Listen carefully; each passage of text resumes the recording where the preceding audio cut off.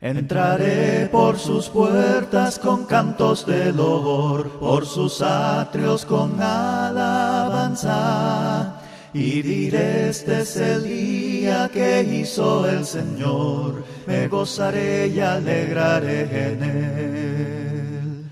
Yo le alabaré. Muy buenas tardes, tengan todos ustedes. Les saluda una vez más Uriel de La Rosa. Yo soy miembro de la Iglesia de Cristo que se reúne ahí en el 1014 de la South York Road, ahí en West Palm Beach, Florida. El código postal es el 33415. Y estamos transmitiendo en vivo una vez más desde Boynton Beach, Florida, por esta radio internet, mensajes de amor para salvación. También estamos transmitiendo en vivo por la página de Facebook Live. Mensajes Salvación es el nombre de la página. El programa o el mensaje que estamos transmitiendo semana a semana se titula ¿Quién es Jesús? Hoy sería es el estudio número 33. Sí, estamos hablando sobre su ministerio. El día de hoy vamos a hablar sobre la transfiguración.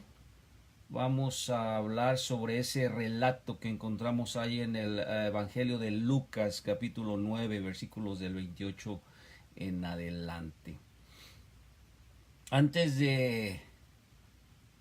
Hermano Roberto Copado, buenas tardes. Gracias. Igualmente, saludos.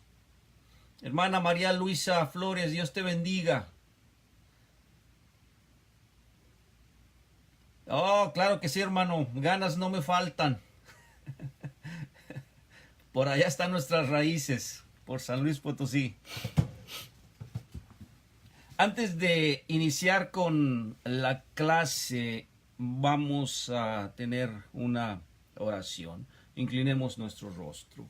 Padre nuestro, te damos infinitas gracias por lo bueno, por la vida que nos has dado hasta estos momentos, por tu gran amor, que aún sin merecerlo tú nos has dado vida, nos has dado esperanza, somos salvos. Siempre, siempre debemos de estar recordando eso y no se nos debe de olvidar en nuestras mentes. Te pedimos también que ayudes a nuestros hermanos que tienen a su cargo la organización de esta radio para que les sigas bendiciendo como hasta ahorita y los sigas iluminando, para que sigan adelante en esta labor tan importante que es la predicación del Evangelio. Ayúdalos, ayúdanos a nosotros, a todos los hermanos predicadores que tienen programas en esta radio, ayúdanos para seguir adelante en esta labor también y seguir transmitiendo, seguir comunicando de tu palabra. En estos momentos tenemos un estudio más con el objetivo de conocer quién es Jesús, quién es tu Hijo. Ayúdanos que lo que aprendamos lo hagamos parte de nuestra vida. En el nombre de Cristo Jesús, amén. Ok, vamos a iniciar. Hermana Lourdes Aracena, buenas noches, igualmente, gracias, Dios le bendiga. Hermana María Luisa Flores, Dios le bendiga.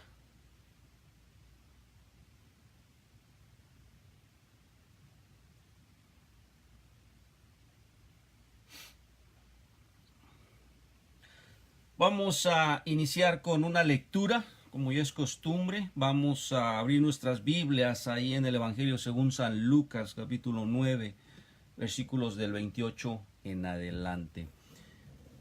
Lo leo, hermanos. Y aconteció como 8 días después de estas palabras que tomó a Pedro y a Juan y a Jacobo y subió al monte a orar. Y entre tanto que oraba, la apariencia de su rostro se hizo otra, y su vestidura blanca y resplandeciente. Y he aquí dos varones que hablaban con él, los cuales eran Moisés y Elías, que aparecieron con gloria y hablaban de su partida, la cual él había de cumplir en Jerusalén.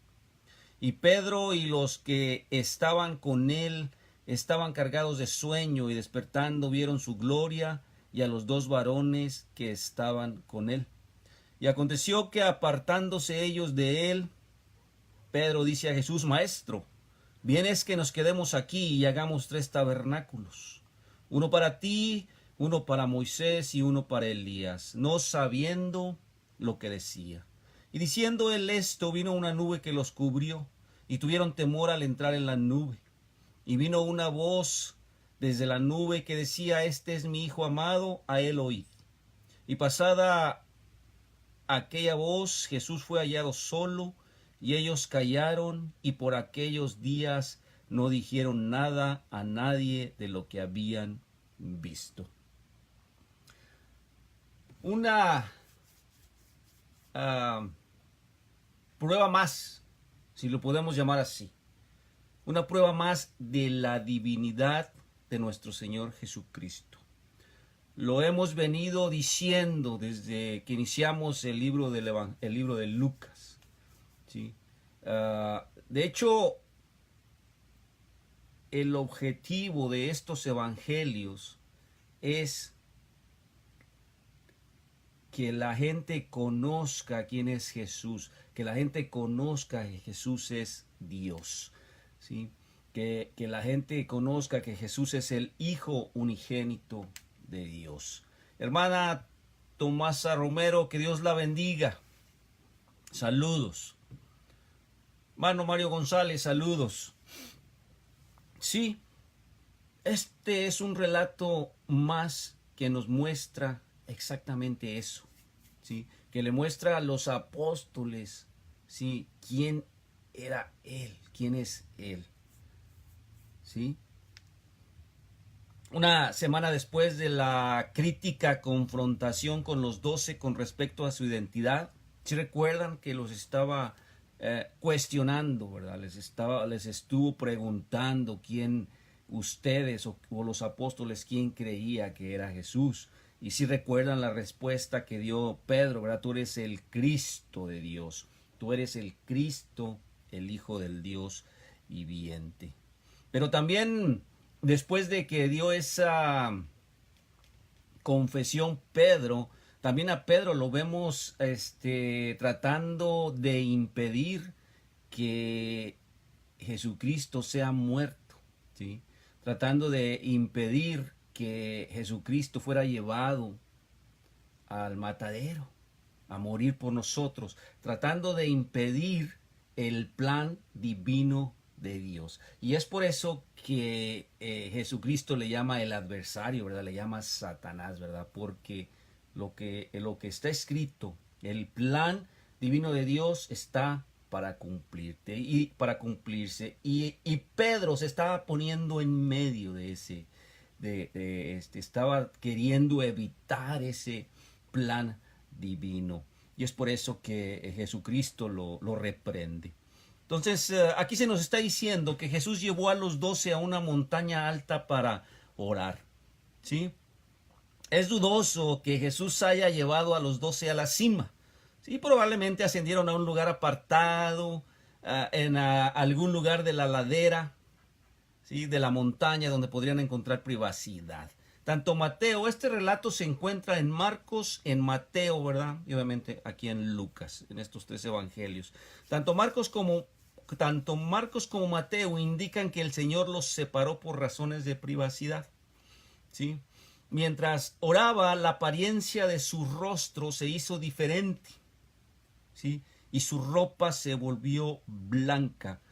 Mateo y Marcos usan una palabra para esa transformación, ¿sí? Esa palabra es metamorfosis, y eso es lo que significa, ¿verdad? Se transformó, ¿sí? Y esa palabra, para que, hermana Flor González, Saludos, que Dios la bendiga. Esa palabra la encontramos ahí en Filipenses capítulo 2, versículos 6 y 7, ¿sí? Cuando Pablo escribe que Cristo, habiendo tenido la forma, ¿sí? Esa palabra ahí está, la forma de Dios, asumió voluntariamente la forma de un siervo, ¿verdad? La forma humana, ¿sí? Entonces aquí ocurre la inversa, ¿sí? El Señor Jesucristo, ¿sí?, se transforma, ¿verdad? ¿Sí? Se transforma en Dios.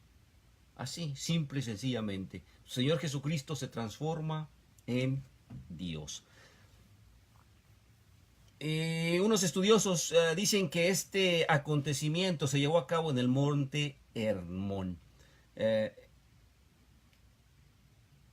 Y aquí vemos cómo nuestro Señor Jesucristo se transforma nuevamente en Dios, es lo que les estoy diciendo, ¿verdad? El Hijo de Gloria. ¿Sí? Lucas utiliza otro término, él no utiliza el término metamorfosis, no utiliza el término se transformó, ¿sí? Y muchos estudiosos comentan que no utiliza este término para que sus lectores, que la mayoría eran gentiles, ¿sí?, bueno, no se confundieran o no pudieran relacionar a nuestro Señor Jesucristo con la cantidad de dioses, ¿sí?, que los tanto griegos como los romanos tenían. Entonces él no usa esta palabra, ¿verdad?, de metamorfosis. Él usa otra palabra que simplemente significa se convirtió diferente, ¿verdad? Se hizo diferente. Esto no fue un fenómeno que pudiera explicarse por naturaleza. No sucedió algo externo a Jesús, ¿sí? La transformación emanaba de su misma naturaleza. Sí, un estudioso al respecto dice que su deidad fue su deidad desde su interior, ¿sí?, la que brilló, ¿verdad?, en una gloria resplandeciente. La deidad que había sido como una luz de lámpara rechazada, de repente se convierte en un brillante resplandor. Aquí había evidencia física y científica de que Jesús era Dios, lo que les he venido diciendo, ¿verdad? Una evidencia más, ¿verdad?, que nos está diciendo que Jesús es Dios, que Jesús en el tiempo que estuvo en la tierra durante su ministerio, ¿sí?, tenía naturaleza divina y naturaleza humana a la vez. La verdad es que en la actualidad hay muchos grupos religiosos que niegan la naturaleza divina de nuestro Señor Jesucristo. Y verdaderamente no entiendo, no alcanzo a comprender cuál es la razón por la que estos grupos piensan de esa manera. Porque si se pusieran a leer los evangelios, cualquier evangelio que lean, ahí se darían cuenta de la deidad de Dios. Ahí se darían cuenta que el objetivo de estos evangelios precisamente es esto, para remarcar la divinidad de nuestro Señor Jesucristo, ¿verdad? Para remarcar que Jesucristo es el Mesías, que Jesucristo es el Hijo de Dios, por lo tanto que Jesucristo es Dios. Sigo sin entenderlo. Sigo sin entender por qué estas personas crean este tipo de doctrinas, negando la divinidad del Señor Jesucristo, ¿sí? Tan solo con leer en su totalidad uno de los evangelios se darían cuenta que hay evidencia abrumadora, ¿sí? Así, evidencia abrumadora que nos dice que Jesucristo es Dios. Los discípulos habían estado en la presencia de Dios y apenas se dieron cuenta, ¿sí? Ellos estaban con Dios, estuvieron con Dios, tenían cerca de 2 años, ¿sí?, junto con el Señor Jesucristo dando ministerio, aprendiendo de Él, ¿sí? Estaban entrando en el 3er año y no comprendían y no entendían quién era nuestro Señor Jesucristo. Y nuestro Señor Jesucristo les decía y hacía milagros, hacía señales, pero ellos no se daban cuenta de que Jesucristo era Dios, ¿sí? Es más, ni aún este evento, en este momento, los convenció de que Jesucristo era Dios. Su mente terrenal se negaba a aceptar un Mesías, ¿sí?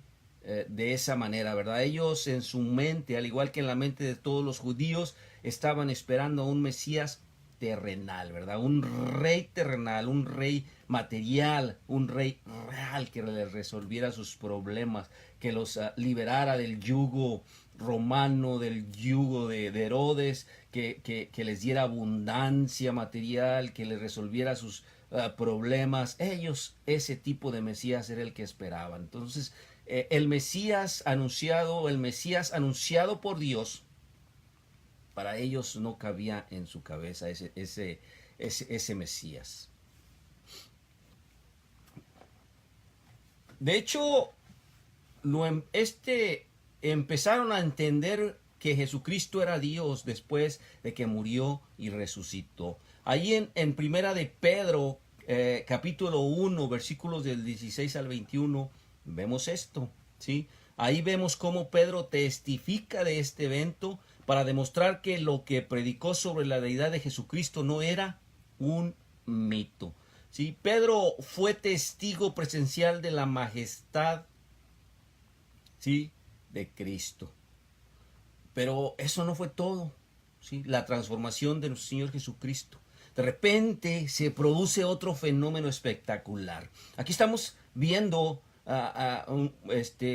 un prodigio, ¿verdad? Aquí estamos viendo una señal, ¿sí? Recuerda todo lo sobrenatural, ¿verdad? Este es un fenómeno sobrenatural. ¿Y cuál es ese fenómeno sobrenatural? Bueno, que apareciendo con el Jesús totalmente transformado estaban dos personajes, Moisés y Elías, ¿sí? Los discípulos aturdidos por el sueño se despertaron, ¿verdad?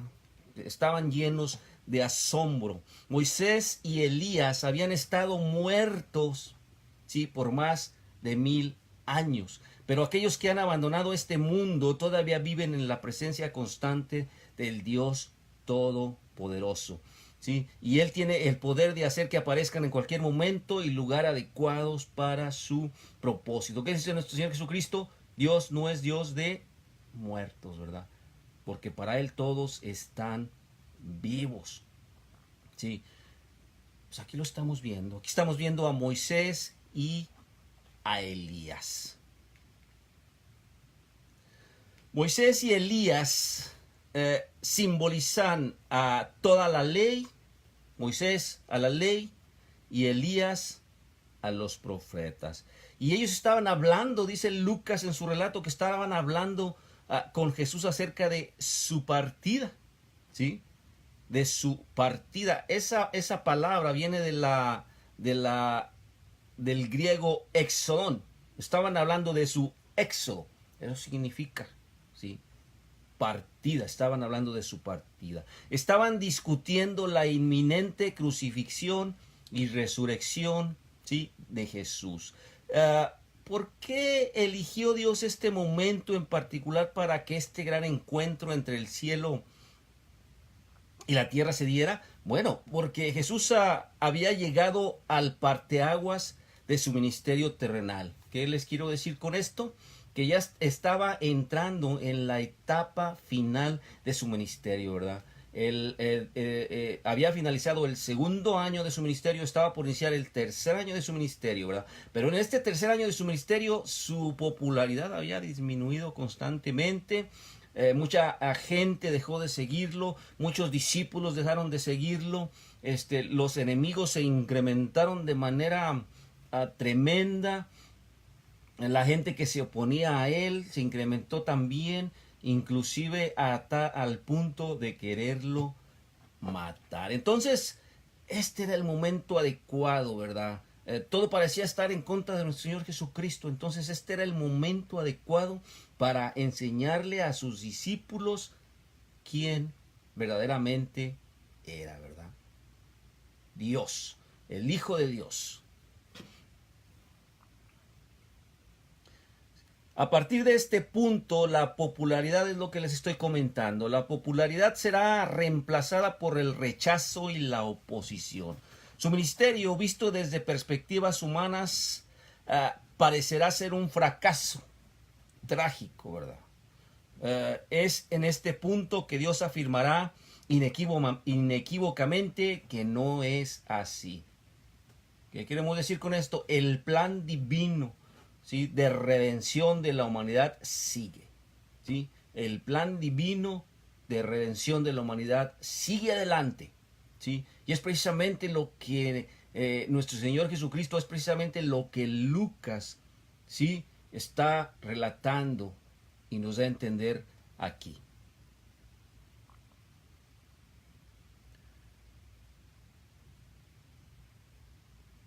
También este relato, esta transfiguración, alentaría a Jesucristo mismo, ¿sí? Se predijo que el Mesías estaría desanimado, pero sería capaz de vencerlo. Jesús fue hombre, ¿sí? Y como todo hombre fue tentado en todos los puntos como nosotros somos tentados, pero fue solo por la gloria que fue puesta delante de él que él fue capaz de soportar la cruz. Incluso sus propios discípulos se habían convertido en tropiezos, esto ya lo hemos comentado, ¿sí? Para él, en su rechazo a su misión. Un comentarista señala que la afirmación del Padre de su placer en su Hijo motivaría a nuestro Señor Jesucristo, ¿verdad? Motivaría el corazón de Jesús y lo alentaría en su misión solitaria entre hombres antipáticos, ¿sí? Este comentarista lo compara con el aliento que experimenta un piloto, ¿verdad? Un piloto experto que vuela a través de una noche sacudida por las tormentas, sin marcas visibles, cuando repentinamente una voz sale por la radio y le dice: lo hemos detectado en el radar, amigo, y usted está en buen camino, adelante, siga, no se rinda. Entonces este es el equivalente, ¿verdad? Estas son palabras de aliento de parte de Dios para su Hijo, motivándolo, incentivándolo a que siga adelante con el plan divino de redención de nuestro Señor Jesucristo.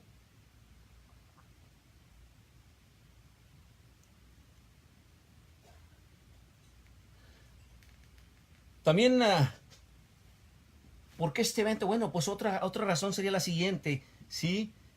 Disminuiría la creciente carnalidad de los discípulos, es lo que les estoy diciendo, ¿verdad? Los discípulos se negaban a aceptar al Mesías espiritual. Ellos querían y pensaban, al igual que todos los judíos, un Mesías terrenal, un Mesías material. Entonces este evento ayudaría a disminuir ese concepto que tenían de nuestro Señor Jesucristo, ¿verdad? Ayudarían a los discípulos. Debe haber una corrección directa y drástica a su visión mundana y a la cual se aferraban del Mesías y su reino. La aparición de Moisés y Elías discutiendo con Jesús en su éxodo, ¿sí?, confirmaría que la muerte del Mesías estaba en completa armonía con toda la revelación del Antiguo Testamento. El éxodo de Jesús fue simbolizado por el éxodo de Egipto y el éxodo de la cautividad. Todos los símbolos redentores del Antiguo Testamento, ¿sí?, el cordero del sacrificio, la Pascua, las victorias de sus enemigos, encuentran su cumplimiento en el éxodo de Jesús, ¿sí? Acuérdate lo que dice nuestro Señor Jesucristo: yo no he venido para abrogar, ¿sí? Yo he venido para cumplir, ¿sí?, la ley. Yo he venido para cumplir todo lo dicho por los profetas. Acuérdense de esas palabras de nuestro Señor Jesucristo. Y esto es precisamente lo que les está mostrando este relato.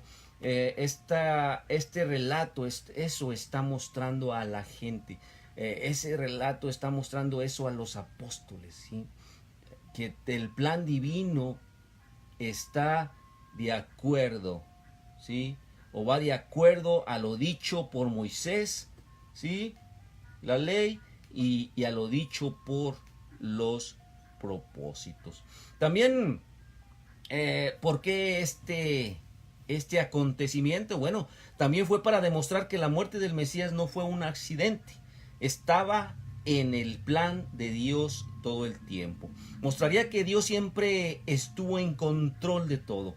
Los hombres no pueden arrebatar el control del universo, no le pueden arrebatar el control a Dios. Y la meta de la historia, ¿sí? Tampoco se la pueden arrebatar a Dios. Dios tiene el control de la historia, tiene el control del plan redentor, ¿sí?, de la humanidad. Dios puede intervenir en la historia en cualquier momento con un poder sobrenatural. Él sabe el principio desde el final y lo predice para la salvación del hombre. Le demostró a Pedro y a todos los que confían en él como un testigo ocular que ninguna profecía acerca de Jesús se originó en el hombre. La transfiguración hizo la palabra profética de Dios más evidente. ¿Sí? Vamos a volver a leer tres versículos más, 4 versículos más y luego hablamos un poquito, comentamos al respecto. Voy a leer el capítulo 9, versículo 33 al 36 de Lucas. Dice, y aconteció que apartándose ellos de él, Pedro dice a Jesús, Maestro, bien es que nos quedemos aquí y hagamos 3 tabernáculos, uno para ti, y uno para Moisés, y uno para Elías, no sabiendo lo que decía. Y diciendo él esto, vino una nube que lo cubrió, y tuvieron temor al entrar en la nube. Y vino una voz desde la nube que decía, este es mi Hijo amado, a él oíd. Y pasada aquella voz, Jesús fue hallado solo, y ellos callaron, y por aquellos días no dijeron nada a nadie de lo que habían visto. Pedro, otra vez Pedro, el impetuoso de Pedro. Hermano Marcelino Estrella, gracias hermano Marcelino, Dios te bendiga. Sí, saludos desde Obregón, Sonora, México. Saludos a la ciudad de Obregón, Sonora, México. Sí, entonces, otra vez Pedro, ¿verdad? Siempre tan rápido de hablar y tan a menudo ignorando las señales. ¿Y qué fue lo que Pedro sugirió aquí? Bueno, sugirió que se hicieran 3 tabernáculos, ¿sí? Tabernáculos o pequeñas tiendas de campaña, ¿sí?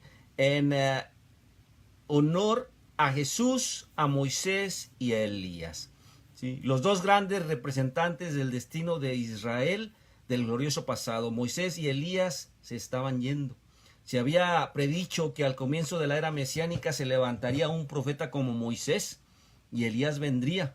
Tanto Lucas como Marcos comentan que Pedro no sabía de qué estaba hablando.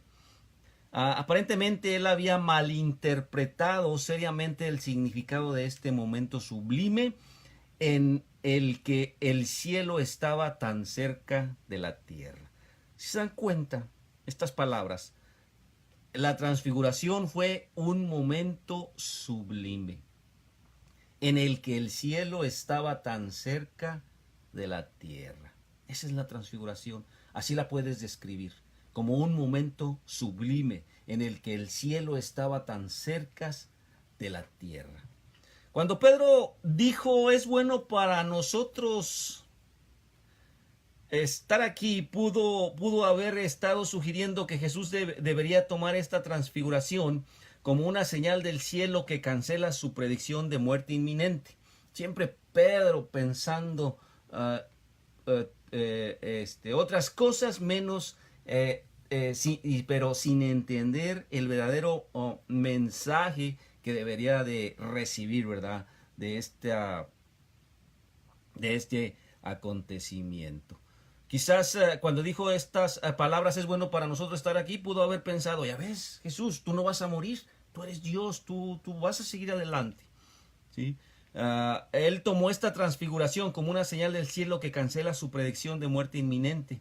Quizás Pedro supone, el cielo está de tu lado, maestro, no vas a morir, ¿sí? Seguramente nuestros líderes religiosos no irán contra Moisés y Elías si saben de esto, y así que construyamos 3 tabernáculos y los mantengamos aquí con nosotros hasta que esto se dé a conocer en Jerusalén.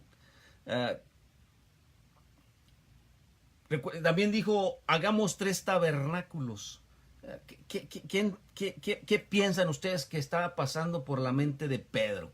¿Sí? Bueno, pues él estaba completamente cautivado con el evento supernatural que acababa de presenciar. Seguía pensando en el reino de Dios como un reino terrenal, ¿sí? Lo que hemos estado hablando. Lo común de la gente de esos tiempos. Esta era la manera común como pensaba la gente. Todos los judíos, incluidos los apóstoles, ¿verdad? Un Mesías terrenal. Pudo ver en este evento el cumplimiento de alguna profecía del Antiguo Testamento, ¿verdad? Entonces, por lo tanto, él estaba listo para ser el primero en honrar a Dios con la construcción de estos tabernáculos. Cuando Pedro dijo, una para ti, una para Moisés y otra para Elías, era evidente que seguía sin entender que Jesús era muy diferente a otros grandes líderes humanos. Pedro no comprendió completamente que Jesús era Dios encarnado, ¿sí? Y que Jesús tenía la autoridad para abrogar y completar todo lo que Moisés y Elías habían revelado, ¿sí? Muchos cristianos hebreos, ¿sí? Muchos cristianos de origen judío tuvieron mucha dificultad para aceptar la superioridad de Jesús sobre el Antiguo Testamento, ¿sí? Por cierto, esta es la causa de por qué la carta a los hebreos fue necesaria, ¿sí? Para los judíos era muy difícil reconocer la superioridad de nuestro Señor Jesucristo sobre Moisés, sobre Abraham, sobre Elías, sobre la ley, sobre los profetas. Nunca lo aceptaron, y a la fecha siguen sin aceptarlo.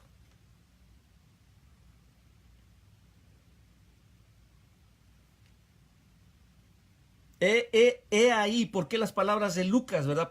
Pero no sabía lo que estaba diciendo. Pedro estaba equivocado en su totalidad. El concepto que había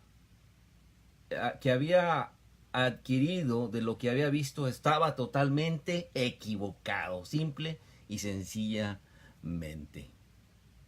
El Padre Celestial rápidamente lo corrige al poner una nube sobrenatural sobre ellos y hablando en voz alta y en su idioma, ¿sí? Este es mi Hijo amado, a él oíd.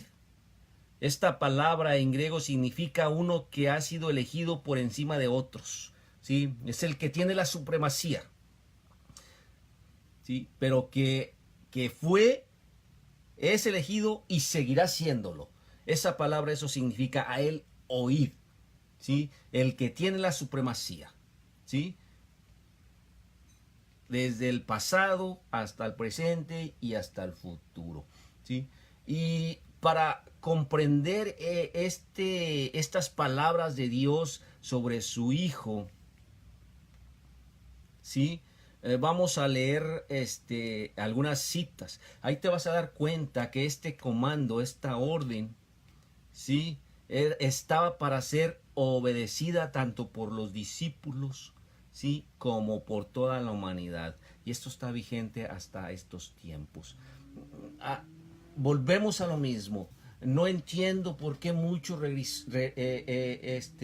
grupos religiosos se aferran, algunos de ellos, a seguir siguiendo, a seguir a Moisés, a seguir a la ley, a seguir obedeciéndola.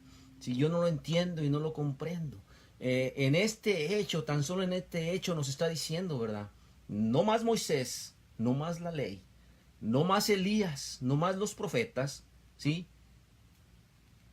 Solamente mi Hijo unigénito. ¿Y qué está diciendo? A él oír, ¿sí? Y para que entiendas la fuerza de estas palabras, vamos a leer otras 2 citas, para que te quede bien claro lo que quiere decir Dios con respecto a su Hijo, ¿verdad? Lo que quiere decir Dios con respecto a nuestro Señor Jesucristo. La primera cita la encontramos ahí en Mateo 28, capítulo 16, 17 y 18. Es la gran comisión, ¿sí? Mateo 28, capítulo 28, versículo 16 al 18. Y dice de la siguiente manera: entonces los 11 discípulos, hermana María, saludos, Dios te bendiga. Dice, entonces los 11 discípulos se fueron a Galilea, al monte donde Jesús les había ordenado. Y cuando le vieron, le adoraron, mas unos dudaban. Y Jesús vino y les habló diciendo, escucha las palabras de nuestro Señor Jesucristo: toda potestad me es dada en el cielo y en la tierra. ¿Sí? Saludos igualmente. Muchas gracias, hermana María. Dios le bendiga también. ¿Sí? Si estás escuchando las palabras de nuestro Señor Jesucristo, toda potestad me es dada en el cielo y en la tierra. ¿Sí? Relaciónalo con las palabras de su Padre, con las palabras de nuestro Dios en ese momento de la transfiguración, que dijo, este es mi Hijo amado, que dice, a Él oíd. ¿Sí? A Él oíd.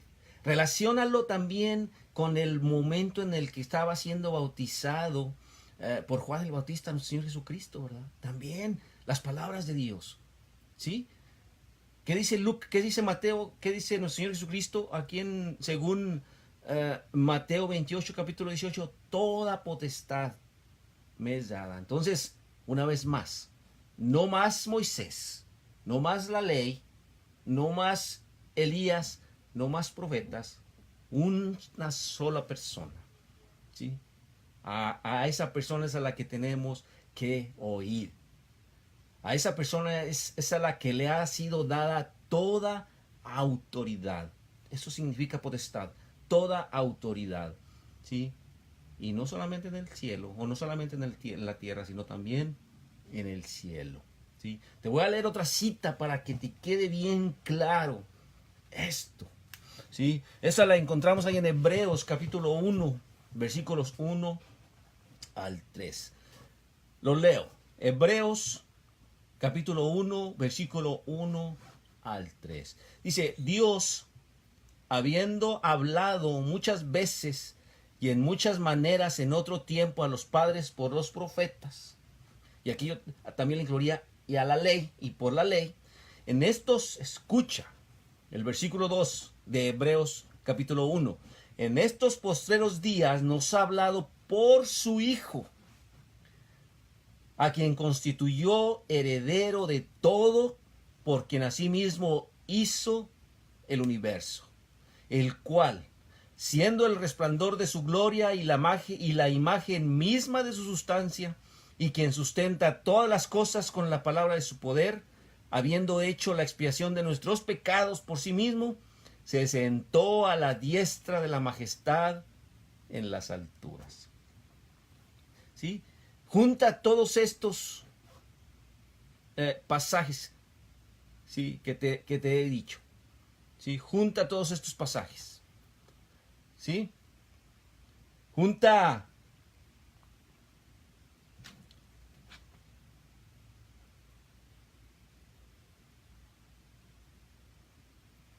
Lucas 9:35, ¿sí? que dice, y vino una voz desde la nube que decía, este es mi Hijo amado, a él oíd.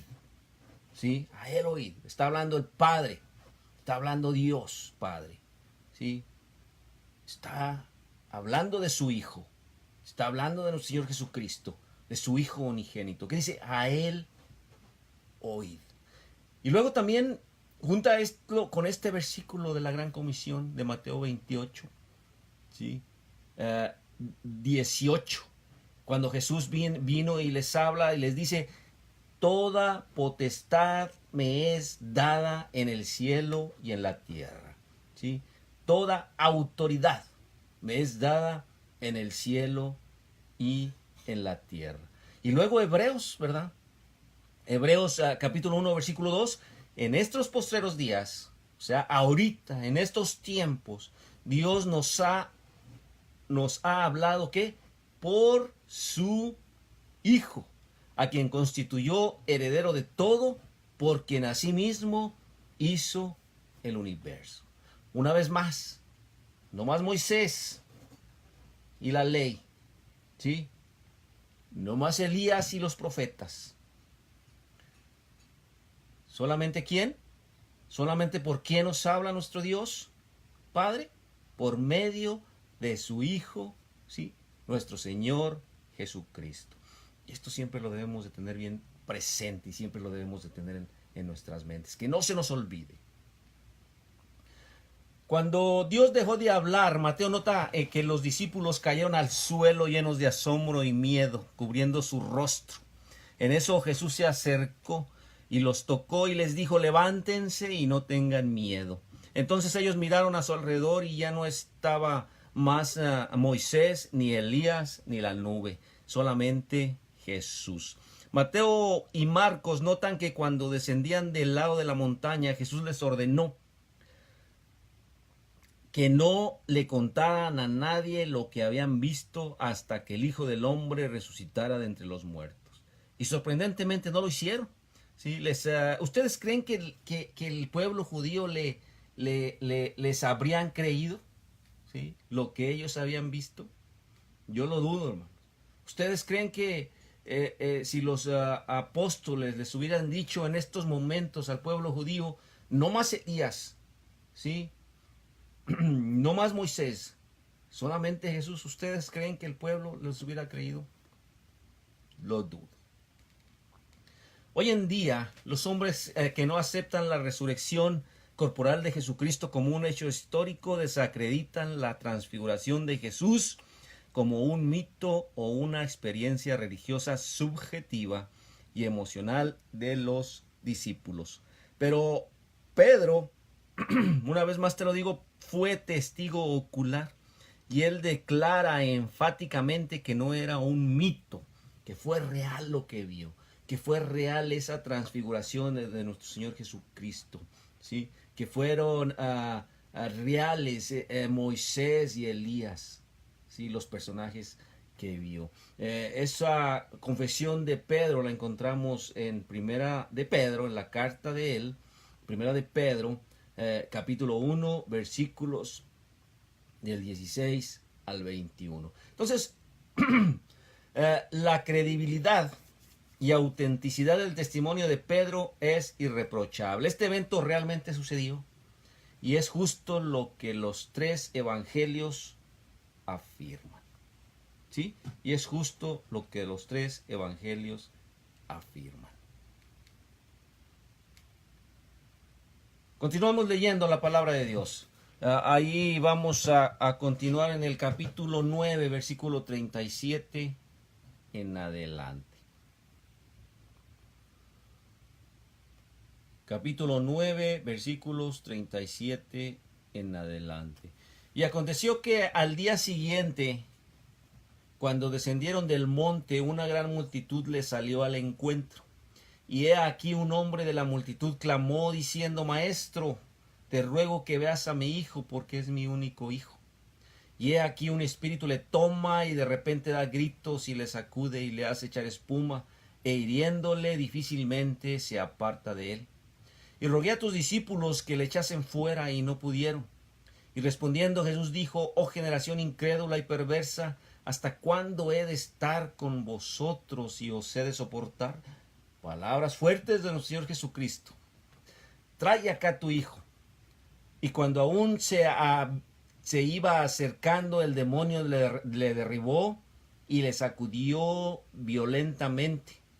Mas Jesús, reprendiendo al espíritu inmundo, le sanó al muchacho y lo devolvió a su padre. Una fe fallida de los apóstoles, aquí estamos viendo, ¿verdad? Una fe fallida. Al día siguiente, después de la transfiguración, Jesús baja de la montaña con Pedro, con Santiago y Juan. Ahí al pie de la montaña,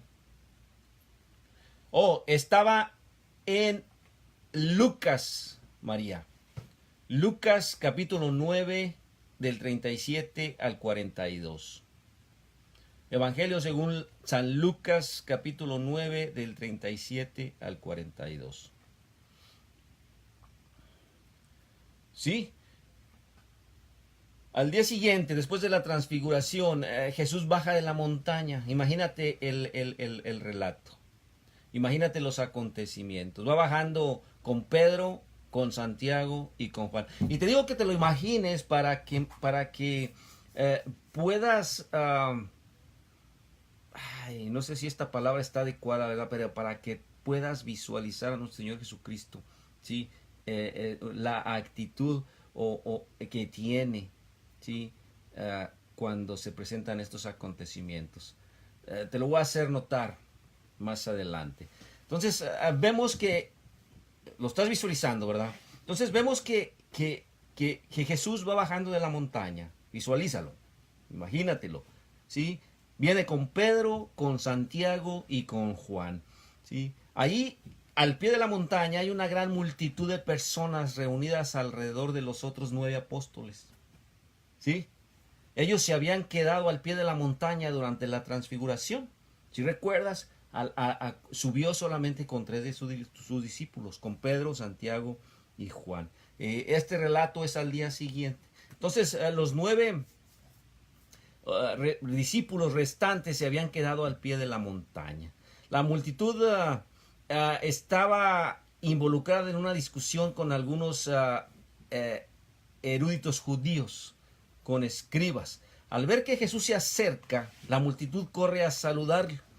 Jesús pregunta a la multitud qué están discutiendo con los escribas. Aquí es muy importante que estudiemos este incidente, ¿sí? En armonía con los otros evangelios, ¿verdad? Con Mateo, para obtener el impacto completo del relato, ¿sí? Entonces, ¿qué es lo que estamos viendo? Un hombre de la multitud se acerca a Jesús, ¿sí? Arrodillado, dice Mateo, y grita, ¿sí? Ese es un grito de desesperación, ¿sí? Así literalmente grita, le grita a nuestro Señor Jesucristo, que le grita: Maestro, te ruego que dirijas tu atención a mi hijo, porque él es mi único hijo y mira, un espíritu lo posesiona y de repente grita mientras se convulsiona con espasmos. Mateo registra que el padre del niño dijo que estaba teniendo convulsiones, lunático, ¿sí? Epiléptico, ¿sí?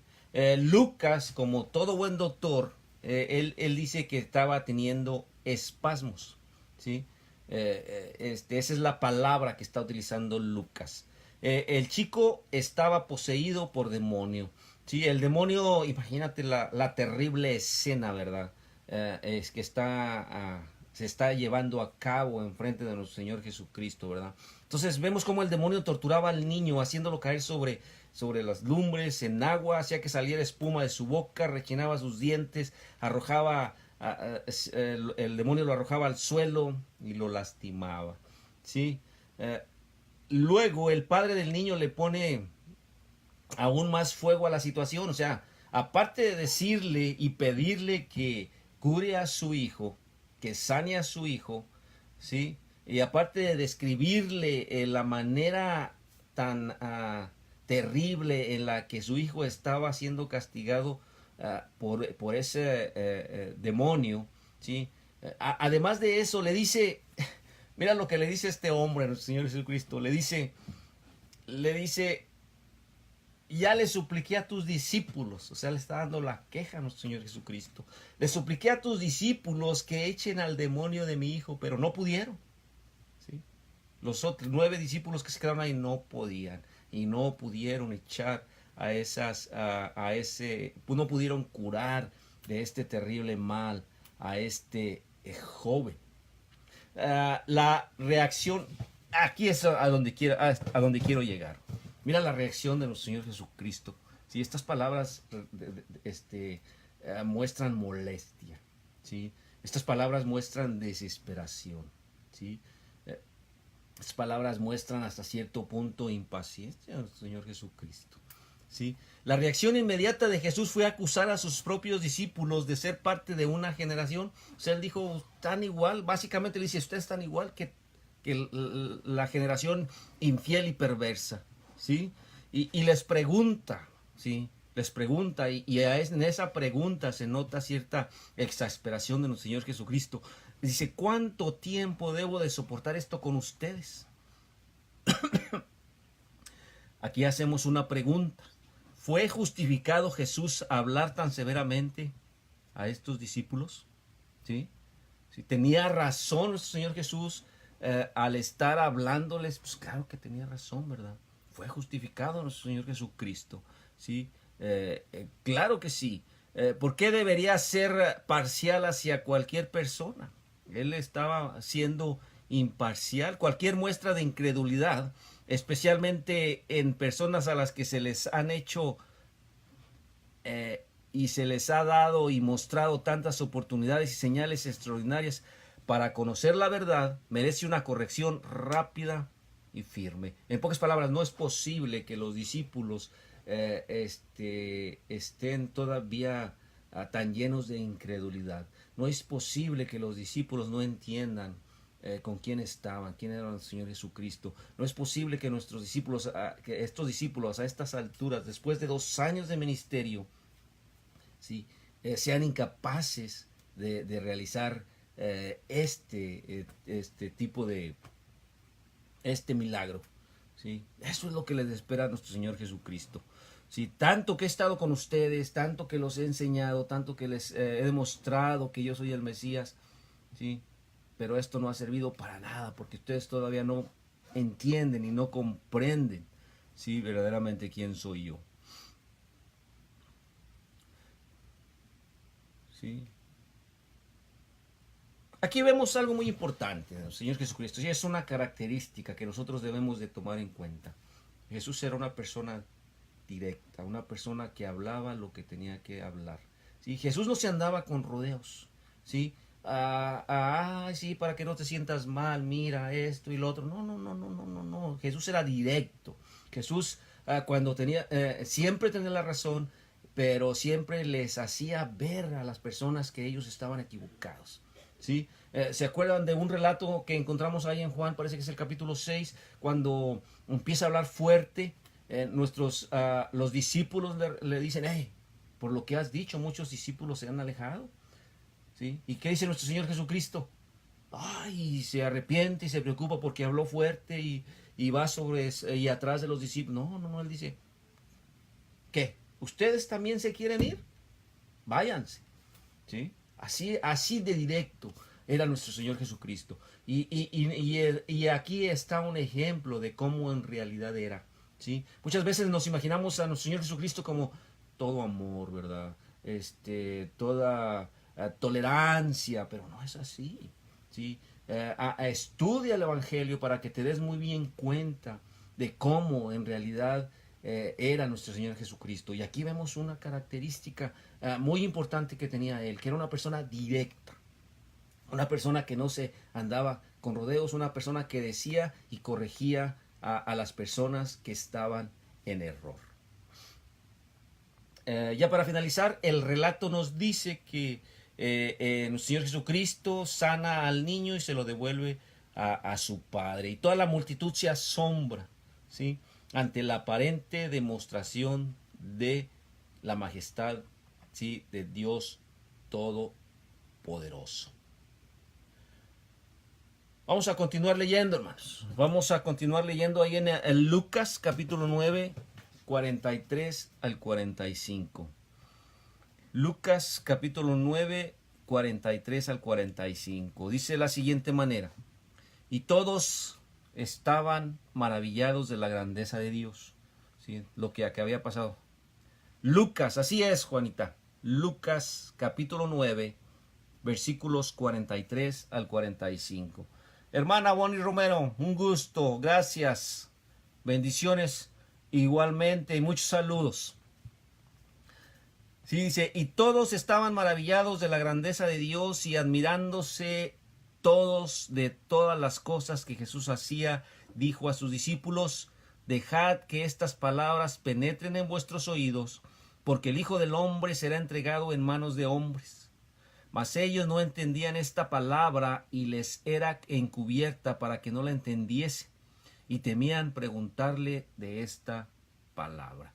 La relación adecuada con Jesús, ¿sí?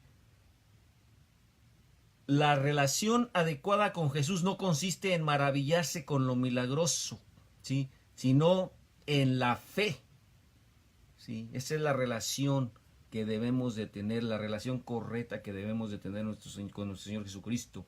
No maravillarnos de los milagros, no maravillarnos de lo que hacía, ¿sí? Sino tener fe en Él, ¿sí? Tener fe en Él. Mientras esta multitud en particular estaba alrededor, absorbiendo el gran privilegio que habían tenido por su proximidad a un milagro verdadero, Jesús se dirigió a sus discípulos, ¿sí? Todavía la multitud estaba comentando y estaba maravillada y estaba hablando de este milagro. En esos momentos nuestro Señor Jesucristo, ¿sí?, se dirige a sus discípulos con un terrible pronóstico de su destino mesiánico. Jesús apartó a los 12 y reanudó su viaje hacia el sur a través de Galilea, porque tenía algo de suma importancia que decir solo para sus oídos. Así que él precedió a sus comentarios con este mandato. Les dice: deja que estas palabras, ¿sí?, queden o se depositen en tus oídos, ¿sí? La palabra que está utilizando ahí dice, el 9:44 dice que penetren en vuestros oídos. La palabra penetren, ¿sí? Este verbo en el griego, para empezar, es una orden, está dando en imperativo. Y básicamente se significa depositar, establecer, que les quede bien claro, ¿verdad?, lo que está hablando. Lo que Jesús está a punto de decirles no es solo para conversar. Es importantísimo que lo que Él está a punto de decir se quede bien grabado en la mente de los apóstoles, ¿verdad? Que estas palabras que nuestro Señor Jesucristo le está diciendo, que de ahora o desde ese momento en adelante sean parte de sus procesos de pensamiento. En pocas palabras, nuestro Señor Jesucristo le está diciendo: esto que les voy a decir, ténganlo siempre presente.